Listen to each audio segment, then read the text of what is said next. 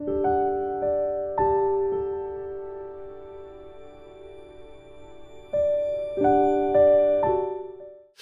전하고자 하는 말씀의 제목이 있습니다. 낮추시고 높이시는 하나님. 사람을 낮추시고 사람을 높이시는 하나님. 그것이 오늘 75편의 주제이기도 합니다. 우리 함께 6절, 7절 말씀 중심 구절이 되겠는데요. 같이 읽도록 하겠습니다. 시작.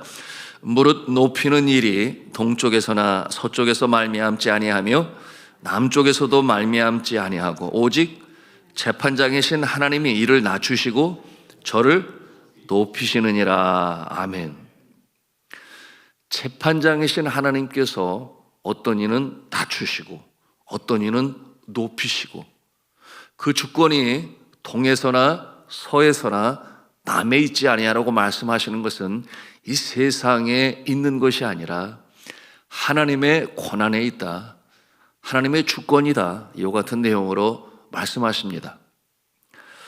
하나님께서는 인간 세상의 이 권력, 이 질서, 그리고 이 윤리의 질서를 관장하시고 또한 이 심판의 권세를 행하십니다.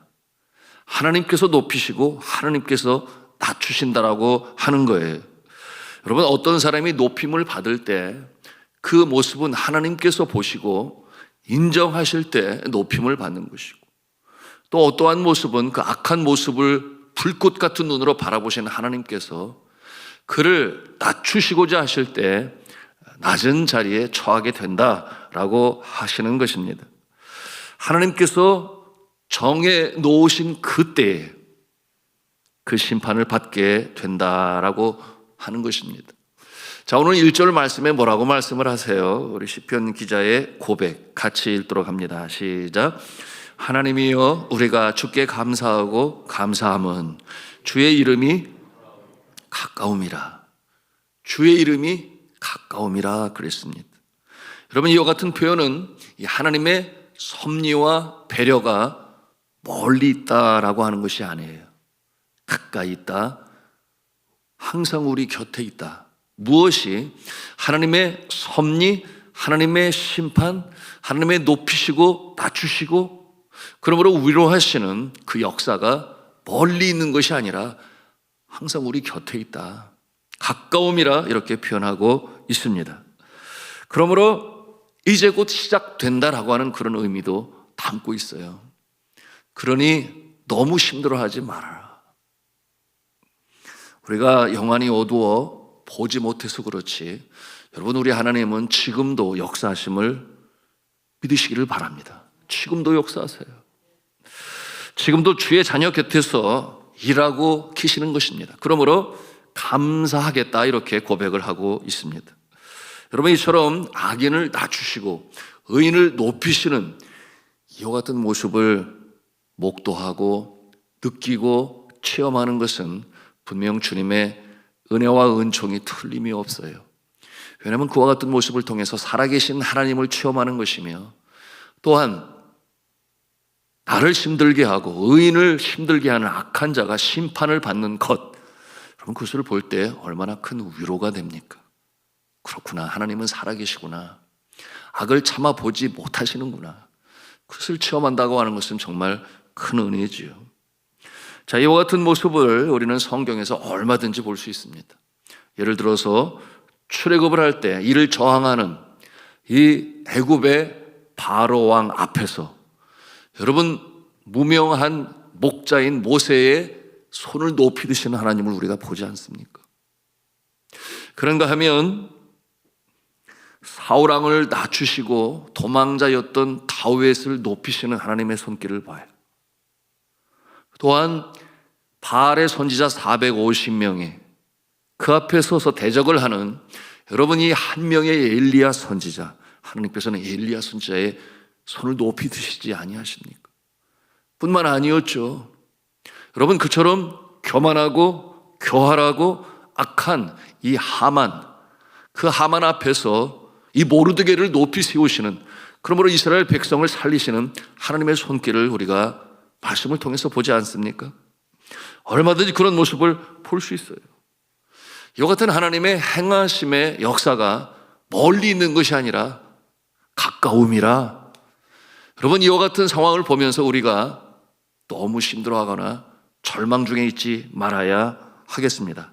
악한 자를 낮추시고 여호와를 경외하는 자를 높이셔서 그 손길을 볼 때 여러분, 우리는 박수를 치면서 참 위로를 받습니다.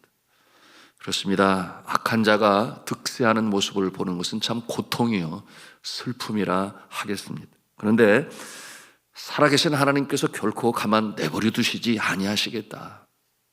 그럴 때 감사할 수밖에 없죠. 그것이 위로요 힘이 되기 때문에 그러합니다. 그러나 우리가 거꾸로 또한 생각할 수 있어야 하겠습니다. 나는 어떠한 존재인가? 하나님께서 보실 때 내 손을 들어주실 만한 존재인가? 우리 자신을 돌이켜볼 수 있어야 돼요. 나를 힘들게 하는 원수의 목전에서 내게 주께서 상을 베푸실 만한 존재인가? 나는 그러한가? 나의 가족은, 나의 생업의 현장은, 또한 나의 구역, 나의 교회, 또 이 나라와 이 민족은 어떠한가? 우리 자신은 돌이켜볼 수 있어야 하겠습니다. 그리고 아니라면은 회개하심으로 다시금 주 앞에 청결한 모습으로 결단하시고 다짐하심으로 말미암아 마침내 나를 높이 세우시는 주님의 은총을 체험하시기를 주님의 이름으로 축복합니다. 그런데 하나님께서 말씀을 하세요. 내가 정한 기한에 하겠다. 내가 정한 기한에 하겠다. 이것이 이제 오늘 2절 말씀이죠. 우리 2절 말씀을 같이 읽겠습니다. 시작. 주의 말씀이 내가 정한 기약이 이르면 내가 바르게 심판하리니. 하나님의 시간이 있다라고 하는 것입니다. 하나님의 시간, 사람의 시간, 분명히 차이가 날 수가 있어요. 그때가 다를 수가 있습니다. 우리는 이렇게 생각하겠죠. 빨리 손 좀 봐주세요, 하나님. 기다리기가 너무나 힘듭니다. 그러므로 견디지 못해 할 때도 있어요. 억울한 일을 당하면 그렇지요. 더군다나 사람의 생명을 다투는 위급한 일이라면 더욱더 그럴 거예요. 여러분, 가난한 자에게 겨울은 힘든 계절입니다. 추위를 따뜻하게 데울 난방도 없고, 그런가 하면 속이 비면 더 춥기 마련이죠. 그래서 빨리 봄이 왔으면 좋겠어요. 그런데 좀 더 생각해 보면 이 겨울도 하나님께서 창조하신 것이에요. 겨울도 필요해요. 그러니 성경은 뭐라고 말씀을 하는가? 노아 때 큰 홍수로 이 세상을 심판하신 이후에 새로운 세상의 모습으로 시작할 때 하나님께서 노아에게 뭐라고 말씀을 하시는가 하면 땅이 있을 동안에는 심음과 거둠과 추위와 더위와 여름과 겨울과 낮과 밤이 쉬지 아니하리라. 여러분, 이와 같은 모습을 보면서 이 자연 만물을 움직이시는 하나님의 손길, 그리고 그때 아무리 겨울이 춥다고 해서 봄아 빨리 와라 염원할 수 있지만 하나님의 해식에는 틀림이 없어요. 하나님의 시간으로 볼 때 누군가에게는 특별히 겨울이 필요합니다. 특별히 이 자연에게 더 그렇지 아니합니까? 하나님의 시간 속에 모든 이 자연의 변화와 움직임은 그 의미가 있어요. 하물며 인간 세상이겠습니까?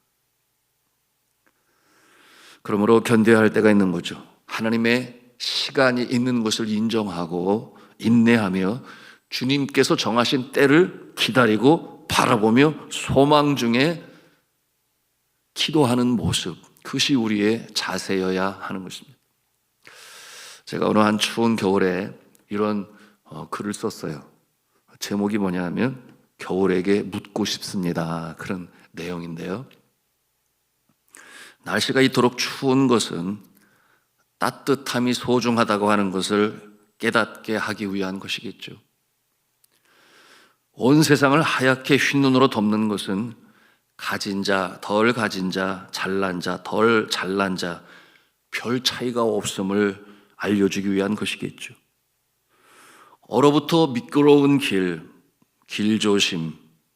조심조심 걷게 하는 것은 내 몸을 내 것이라고 막 쓰지 말고 귀히 여겨 잘 사용하라고 하는 것이겠죠. 늦은 밤은 더 추워 집으로 향하는 발걸음, 종종 걸음으로 재촉하는 것은 가정이 따스한 천국임을 알게 하기 위한 것이겠지요. 창문에 김이 서리고 밖이 보이지 않는 것은 그 위에 하트를 그리고 별을 그리고 따뜻한 내일을 꿈꾸게 하기 위한 것이겠지요. 회색의 빌딩 사이로 부는 바람이 이리도 차가운 것은 사랑하는 연인 서로 부둥켜 안고 사랑의 체온으로 찬바람도 넉넉히 뚫고 걸어가게 하기 위한 것이겠지요. 겨울밤의 하늘이 더 차가운 것은 밤하늘 별들 더 영롱히 빛나게 하여 바라보는 눈망울 소망으로 젖게 하기 위한 것이겠지요. 정말 그런 이유 때문이겠지요. 겨울에게 묻고 싶습니다. 이런 글인데요. 저는 어제 중보 기도단 방에 올라온 소식을 듣고 참 눈물이 고였습니다. 금년 늦은 봄 어느 날 제 방에 찾아온 한 청년이 있었는데 박은총이라고 하는 청년이에요. 병원에서 받은 결과를 가지고 왔습니다. 혈액암으로 판정된 결과를 가지고 와서 곧 항암 치료를 받게 될 것이라고. 그래서 담담히 말을 하는 이 청년, 그가 말한 내용 중에 여전히 기억하고 있는 것은 자신이 다시금 하나님 앞에 나오게 하신 것은 이 어려운 때를 이겨내게 하기 위하여 하나님께서 저를 다시금 부르신 하나님의 손길입니다. 이 형제가 이렇게 고백하는 것은 저희가 봄에 춘계 전도 부흥회를 마치고 우리 성도들이 얼마나 열심히 전도했어요. 그중에 우리 조덕전 선교사님이 오랫동안 교회에 나오지 않는 그의 고등학교 제자, 고등학교 가르칠 때 그 제자, 이 형제예요. 그래서 다시금 교회에 나오게 했던 것이죠. 그래서 신앙생활을 다시금 시작하게 되었는데 그런 그 병원에서의 진단을 받게 된 거예요. 그러니 그 이전부터 그것이 자라왔던 것 아니겠습니까? 그런데 이처럼 신앙으로 다시금 주 앞에 나오게 하신 것이 믿음으로 이겨나가라고 하나님께서 미리 준비한 손길을 지금 보고 있기 때문에 자신은 담담하다. 왜냐하면 하나님이 하실 것이기 때문에 그런 고백을 하는 거예요. 그래서 기억에 남죠. 그래서 이 형제의 머리에 손을 얹고 간절히 기도했습니다. 이후에도 몇 차례 찾아와서 또 기도하는 시간을 가졌는데요. 항암 치료가 시작되었고 기도하면서 이겨냈습니다. 또한 이 치유를 위하여 우리 청년들이 간절히 기도했고 또 중보 기도단에서는 말할 것도 없이 늘 기도했죠.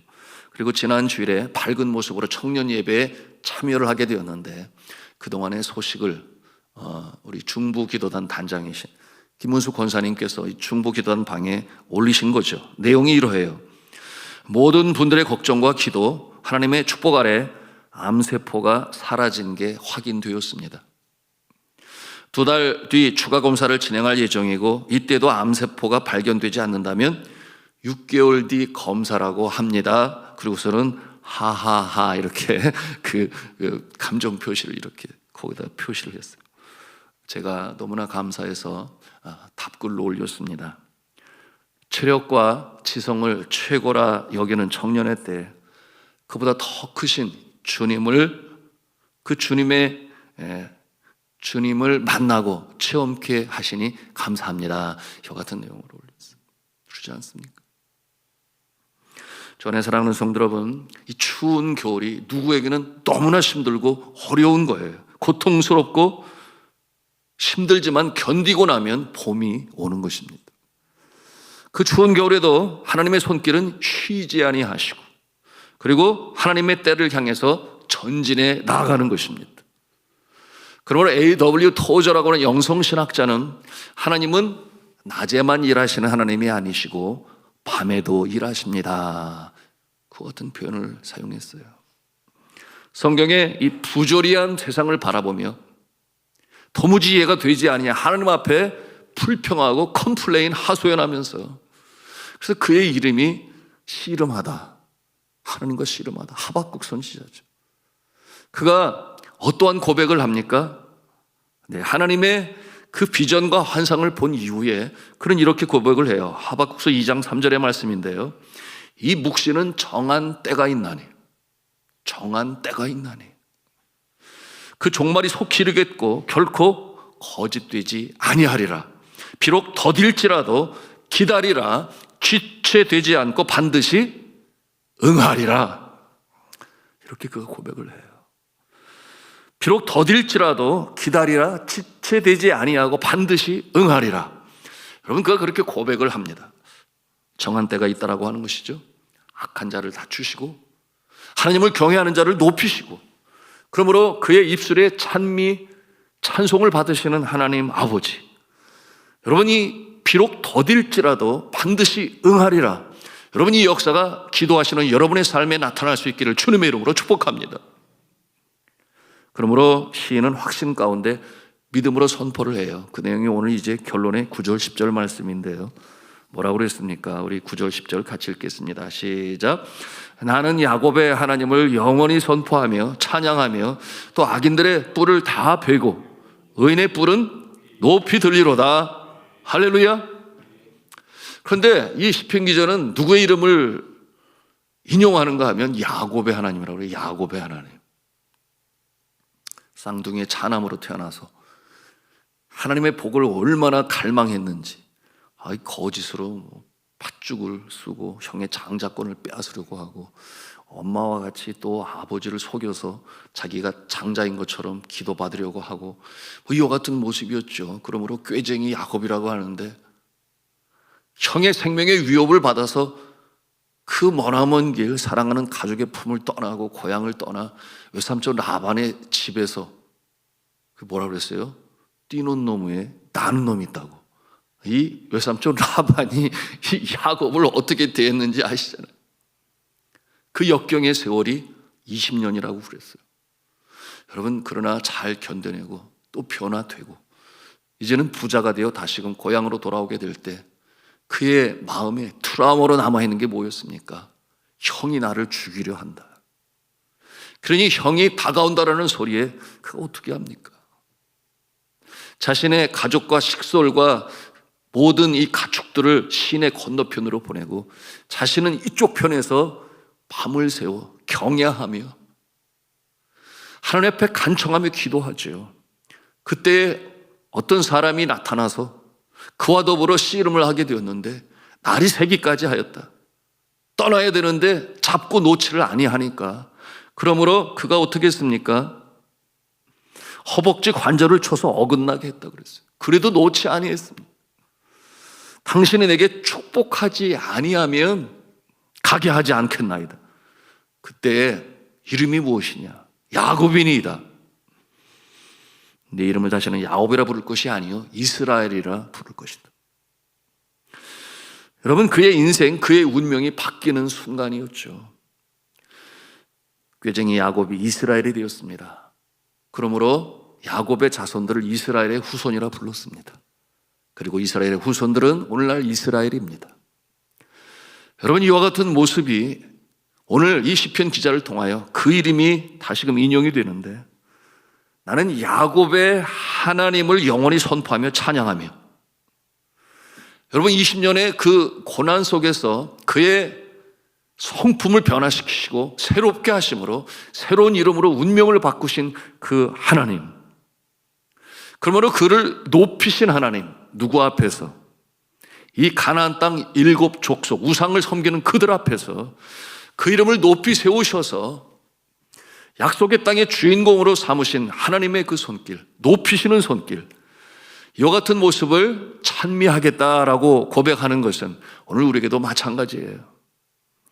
여러분, 하나님의 때, 그 때를 확신 가운데, 믿음 가운데 감사함으로 기다리며 기도하는 자, 또한 그 기다림의 시간을 통하여 나를 변화시켜 나가시는 하나님의 손길, 그러므로 포기하지 않고 나아갈 때 여러분 주님의 응답이 오게 돼요. 우리를 높이시는데 그때가 언제인가? 하나님의 때요. 그때는 변화시킨 후에 하나님의 마음에 합한 자가 될 때 우리를 높이셔서 주의 이름을 영광으로 나타내시는 줄로 믿으시기를 바랍니다. 그러므로 이 새벽에도 우리가 기도합니다.